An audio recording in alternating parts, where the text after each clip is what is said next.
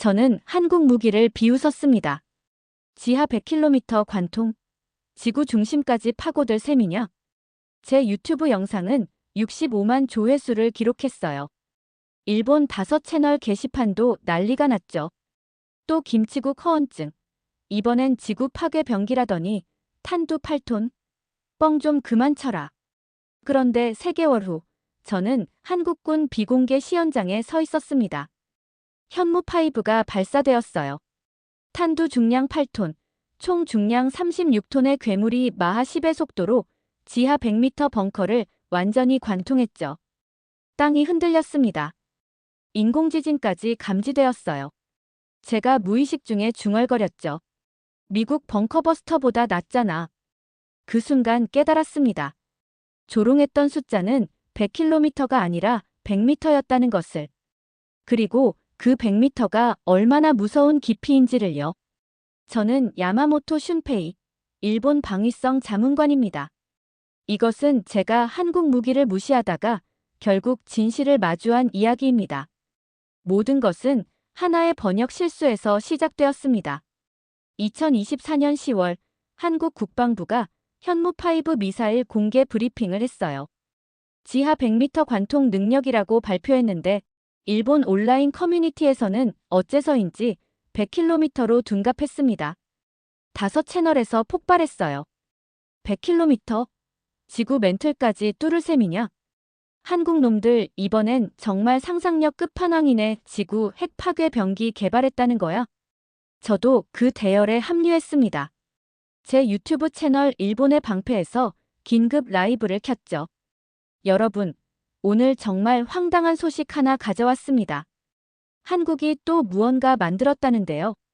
시청자들이 몰려들었어요. 채팅창이 미친 듯이 올라갔습니다. 선생님, 한국 미사일 진짜 지구까지 뚫어요?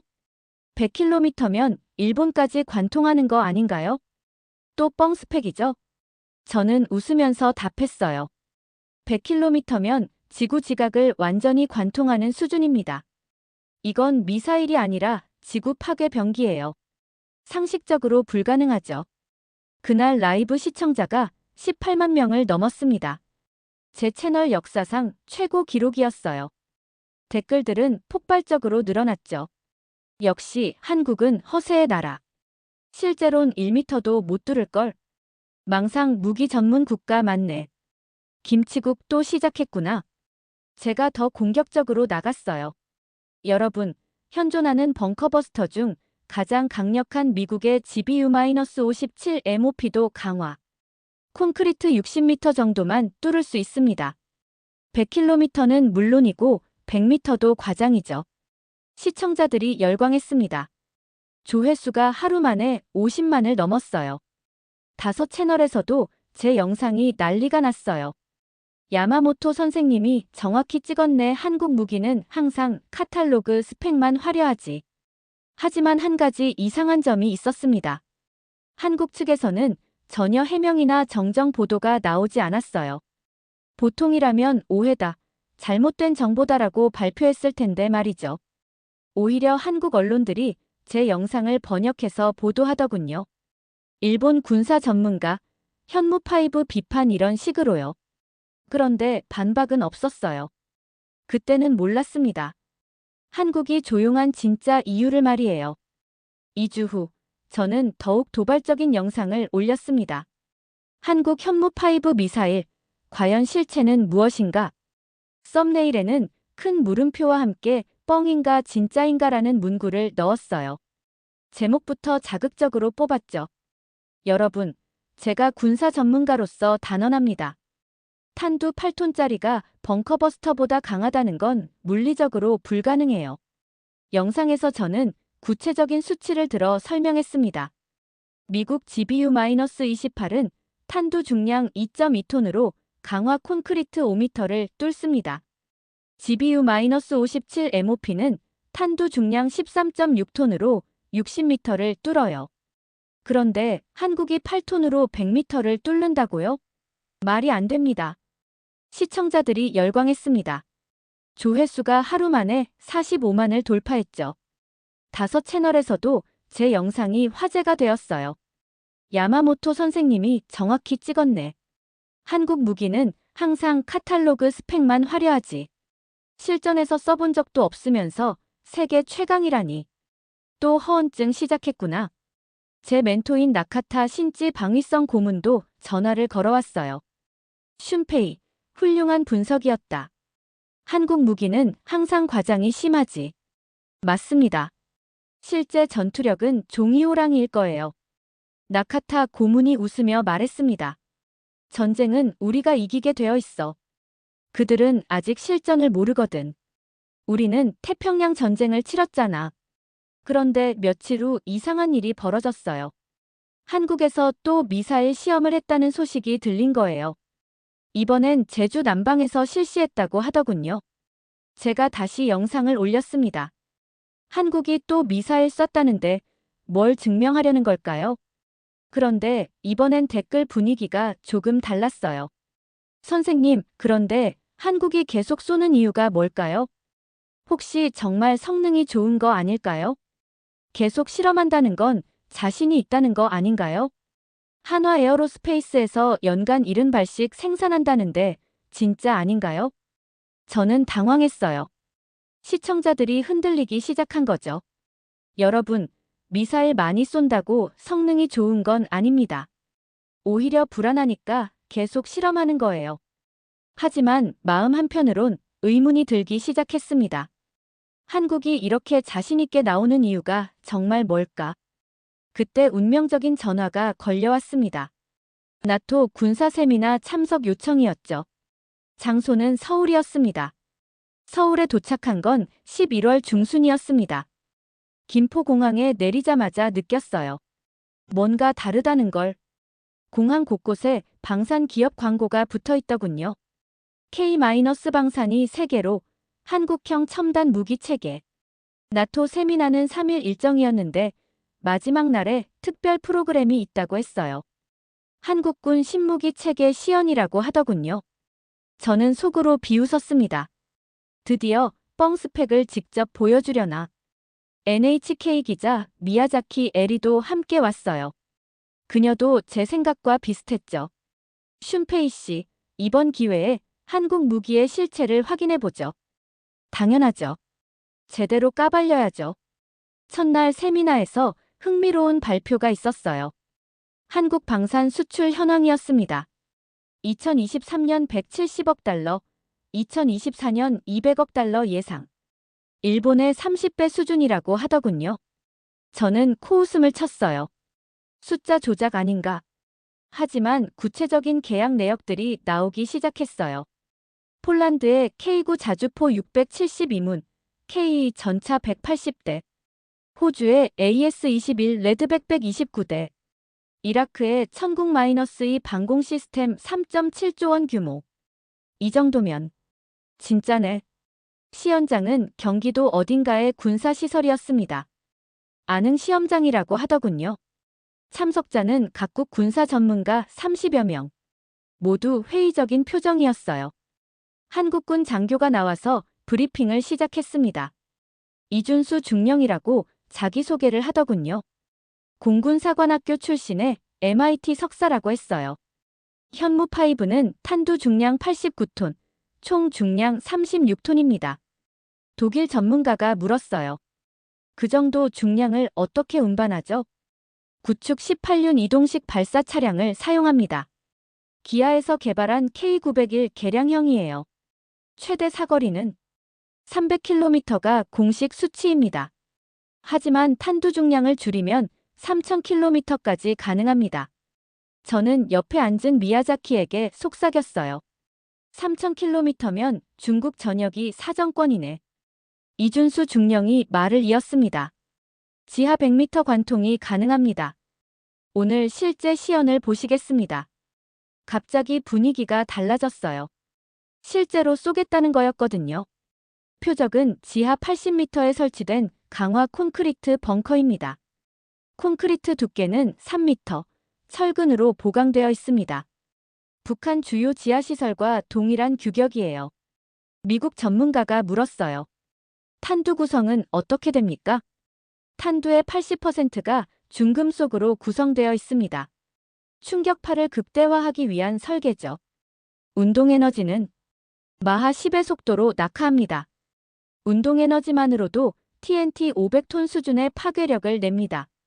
발사 시간이 다가왔습니다. 모든 참석자들이 안전 벙커로 이동했죠. 벙커 안에서 거대한 모니터를 통해 발사 준비 과정을 볼 수 있었어요. 18륜 발사 차량이 미사일을 수직으로 세우는 모습이 장관이었습니다. 발사 30초 전입니다. 제 심장이 뛰기 시작했어요.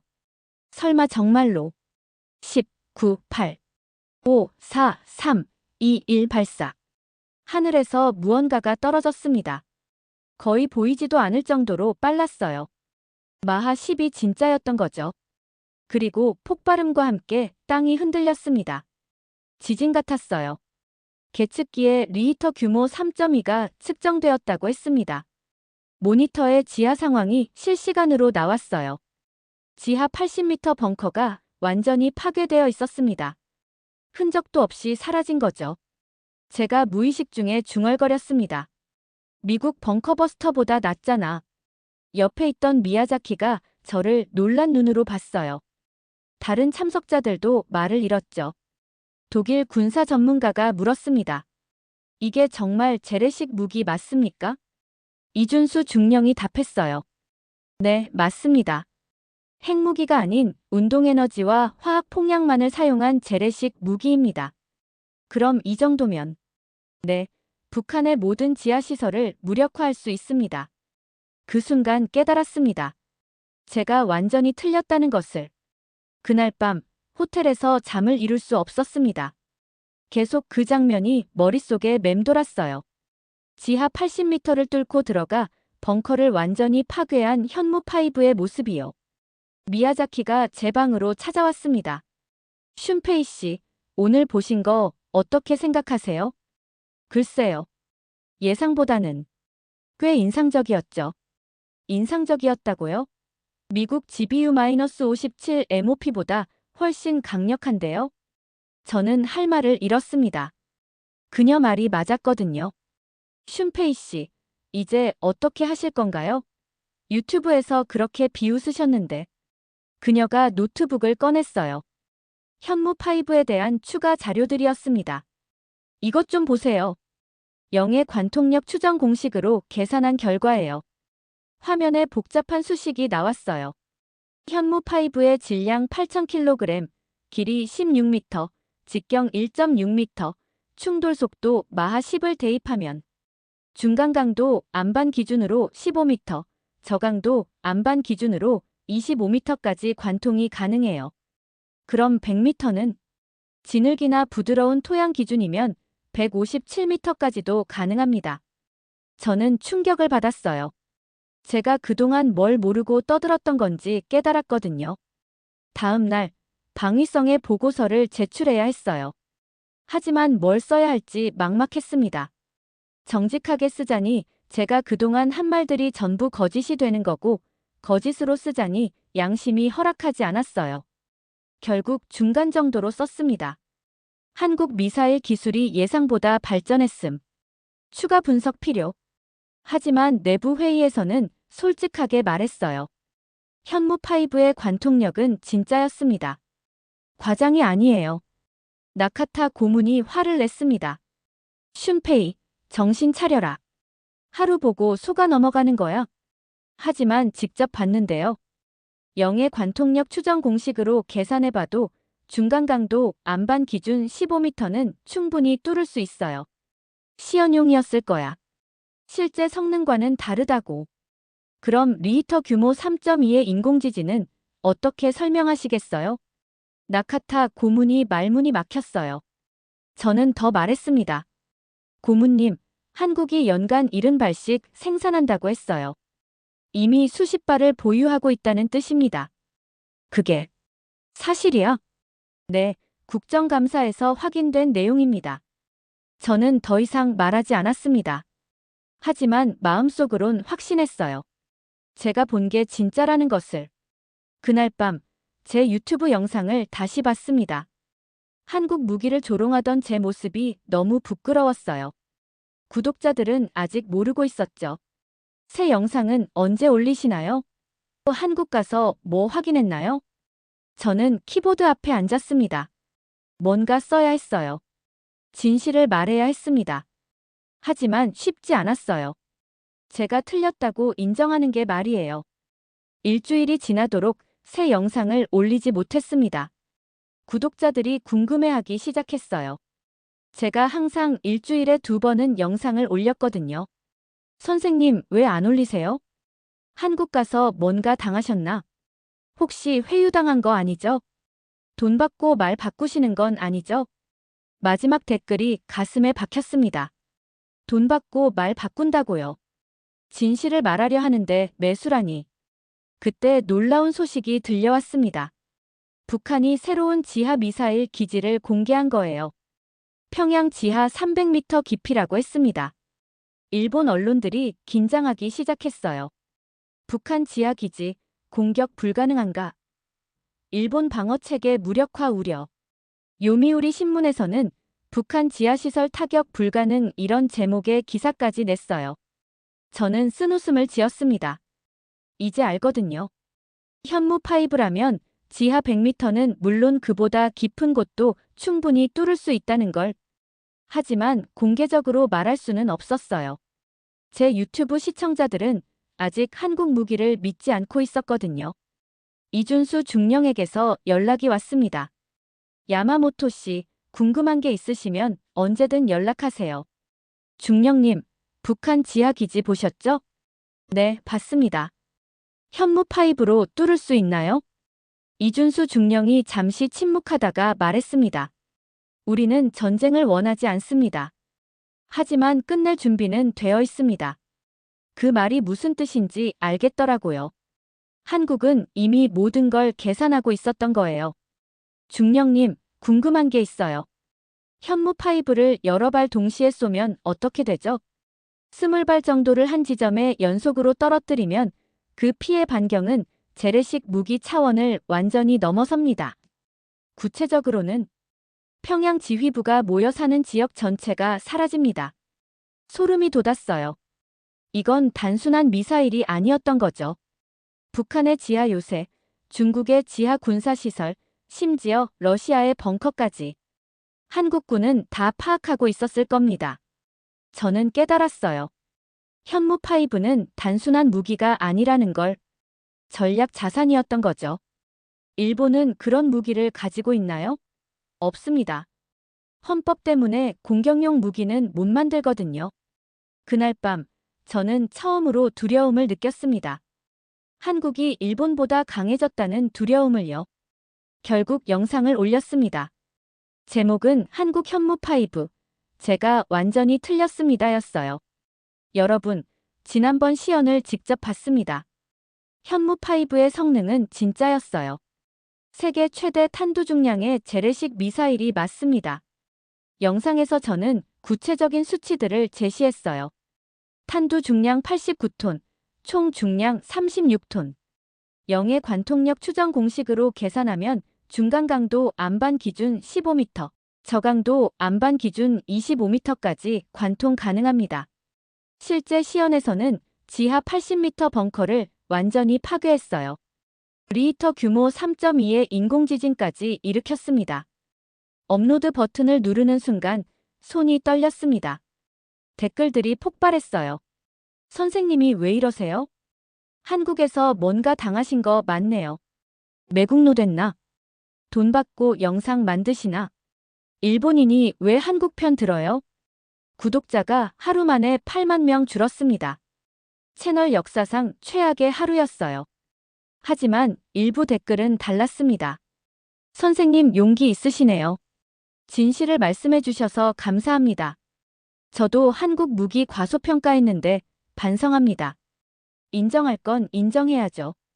기술에는 국경이 없어요. 5채널에서도 난리가 났어요. 야마모토 배신자 됐나? 돈 받고 전향했네. 한국에서 뭔 짓 당한 거야? 하지만 일부는 달랐어요. 그런데 진짜 성능이 좋은 거 아닌가? 실제로 봤다는데. 나카타 고문에게서 전화가 왔어요. 슌페이, 당장 영상 내려라. 왜요? 방위성에서 문제 삼고 있어. 진실인데 왜 문제가 되죠? 넌 일본인이야. 한국 편 들면 안 돼. 기술에 국적이 있나요? 좋은 건 좋다고 해야죠. 내가 그런 말을 하면 일본 무기 체계에 대한 신뢰가 떨어진다고. 저는 전화를 끊었습니다. 더 이상 들을 수 없었어요. 다음 날 방위성에서 제재 통보가 왔습니다. 자문관 활동 중단이었죠. 미야자키가 저를 찾아왔어요. 슌페이 씨, 인터뷰 하나 해주세요. 무슨 인터뷰요? 한국 기술에 대한 솔직한 의견을 듣고 싶어요. NHK 특집 다큐멘터리 제작 중이거든요. 저는 카메라 앞에 섰습니다. 마지막일 수도 있다는 생각이 들었어요. 기술은 국적이 아니라 진실에 복무합니다. 현무5는 세계 최고 수준의 무기입니다. 일본 정부의 반응은 어떠신가요? 진실을 받아들이기 어려워하는 것 같습니다. 하지만 언젠가는 인정해야 할 거예요. 한국 방산 기술을 어떻게 평가하시나요? 10년 전까지만 해도 일본이 앞섰습니다. 하지만 지금은 한국이 확실히 앞서 있어요. 특히 미사일 분야에서는 격차가 상당합니다. 방송이 나간 후 유튜브 계정이 정지됐어요. 방위성 압력이었겠죠. 하지만 후회하지 않았습니다. 진실을 말했으니까요. 6개월 후 놀라운 소식이 들려왔습니다. 한국이 현무 계열 미사일을 중동에 수출한다는 거예요. 계약 규모가 100억 달러라고 했습니다. 일본 언론들이 발칵 뒤집혔어요. 한국이 무기 수출 강국으로 부상 K-방산의 위력. 더 충격적인 통계가 나왔어요. 2024년 한국 방산 수출액이 200억 달러를 넘었다는 거였습니다. 일본은 6억 달러 수준이었어요. 30배 이상 차이가 났습니다. 요미우리 신문이 특집 기사를 냈어요. 한국 방산, 일본을 추월하다. 한국은 K9 자주포, K2 전차, 현무 미사일 등 주력 무기들을 적극 수출하고 있다. 반면 일본은 헌법 제약으로 공격용 무기 수출이 불가능하다. 일본은 헌법 제약 때문에 공격용 무기를 수출할 수 없거든요. 방어용 부품만 겨우 파는 수준이죠. 구체적인 수출 실적들이 발표되기 시작했어요. 폴란드의 K9 자주포 672문, K2 전차 180대, 총 계약액 140억 달러. 호주의 AS-21 레드백 장갑차 129대, 계약액 10억 달러. 이라크의 천국-2 방공 시스템, 계약액 3.7조 원. 루마니아의 K9 자주포 53문, 노르웨이의 K9 자주포 23문, 에스토니아의 K9 자주포 12문, 핀란드의 K9 자주포 48문, 인도의 K9 바즈라 자주포 100문, 이집트의 K9 자주포 32문. 나카타 고문이 제게 연락해왔어요. 슌페이, 내 말이 맞았나 보다. 지금 와서 그런 말씀을. 미안하다. 일본 정치인들에게 얘기해보겠어. 무슨 얘기요? 우린 너무 오랫동안 웃기만 했다고. 정치인들이 움직이기 시작했어요. 방위비 증액, 반격 능력 확보, 한국과의 기술 협력 등등.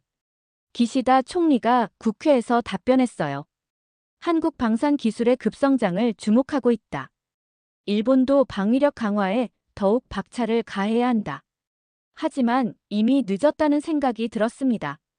한국은 10년 앞서 달리고 있었거든요. 동남아시아 국가들도 한국 무기에 관심을 보이기 시작했어요.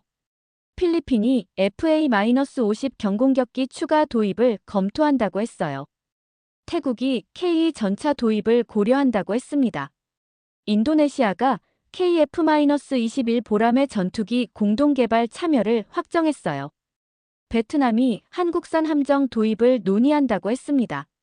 한국이 아시아 방산 허브로 자리 잡는 모습을 보면서 저는 복잡한 심정이었습니다.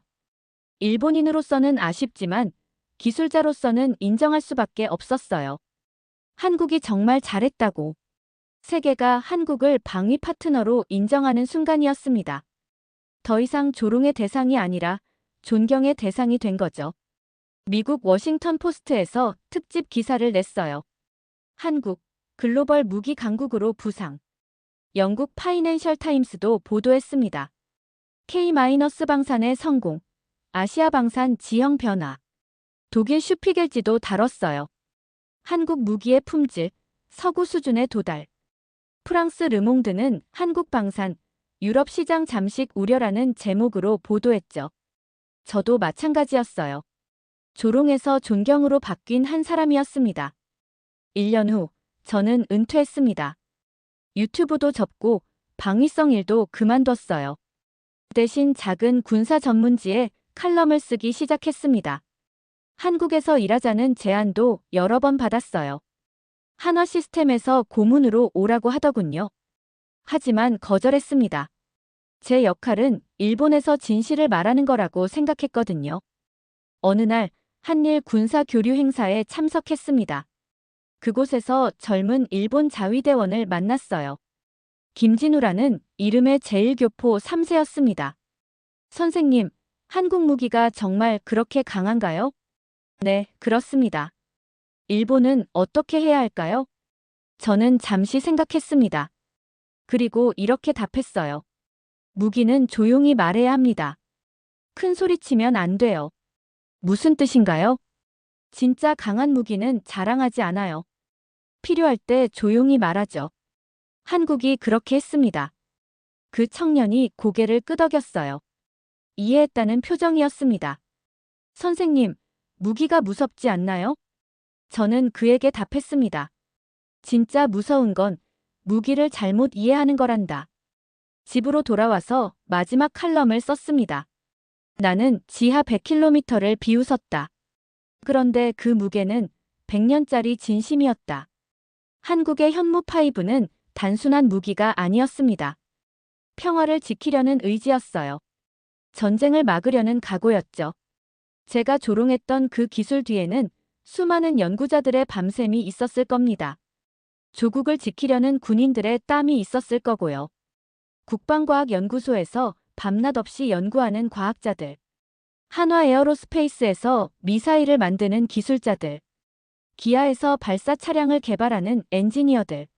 저는 그걸 몰랐습니다. 아니, 보려 하지 않았어요. 이제는 압니다. 탄두 중량 8톤, 총 중량 36톤의 현무5가 단순한 숫자가 아니라는 걸. 그 80%를 차지하는 중금속 탄체가 단순한 관통력이 아니라는 걸. 마하 10의 속도로 떨어지는 8톤짜리 철계. 리히터 규모 3.2의 인공지진을 일으키는 괴물. 지하 100m를 뚫고 들어가 모든 것을 파괴하는 심판자. 하지만 그 무서운 무기 뒤에는 평화를 지키려는 간절한 마음이 있었습니다. 우리는 전쟁을 원하지 않습니다. 하지만 끝낼 준비는 되어 있습니다. 이준수 중령의 그 말이 계속 귓가에 맴돌았어요. 진짜 강한 무기는 소리 없이 만들어진다는 걸. 진짜 강한 나라는 허세 부리지 않는다는 걸. 한국이 그걸 보여줬습니다. 조용히, 묵묵히, 하지만 확실하게. 그들은 비웃음을 받으면서도 멈추지 않았어요. 5채널에서 조롱을 당하고, 일본 언론에서 무시당하고, 저 같은 전문가들에게 비판받으면서도 묵묵히 개발을 계속했어요. 기술은 침묵으로 대답했고, 세상은 조용히 고개를 끄덕였습니다. 저도 그중 한 명이었습니다. 조롱하던 자에서 인정하는 자로 바뀐 사람이요. 현무5의 진짜 무게는 100m가 아니었습니다. 평화를 향한 100년의 진심이었어요. 그리고 그 진심 앞에서 저는 고개를 숙일 수밖에 없었습니다. 2025년 여름, 저는 도쿄 한복판에서 놀라운 광경을 목격했습니다. 일본 젊은이들이 한국 드라마를 보며 한국 군대 진짜 멋있다고 말하는 걸 들었어요. K-판만이 아니라 K-밀리터리까지 인기를 끌고 있었던 거죠. 그때 깨달았습니다. 진짜 소프트 파워는 군사력에서 나온다는 걸. 강한 나라가 만든 문화가 매력적으로 보이는 거라는 걸. 제가 비웃었던 현무5는 이제 한국의 자부심이 되었습니다. 그리고 그 자부심이 세계로 퍼져나가고 있어요. 어느 군사박물관에서 한국 무기 전시회를 봤습니다. 아이들이 현무5 모형 앞에서 와, 진짜 멋있다. 고 감탄하더군요. 저는 그 아이들에게 말해주고 싶었어요. 이 무기 뒤에는 전쟁을 막으려는 사람들의 간절한 마음이 담겨 있다고. 저는 마지막 문장으로 이 이야기를 마무리하고 싶습니다. 그들은 비웃었고 우리는 만들었다.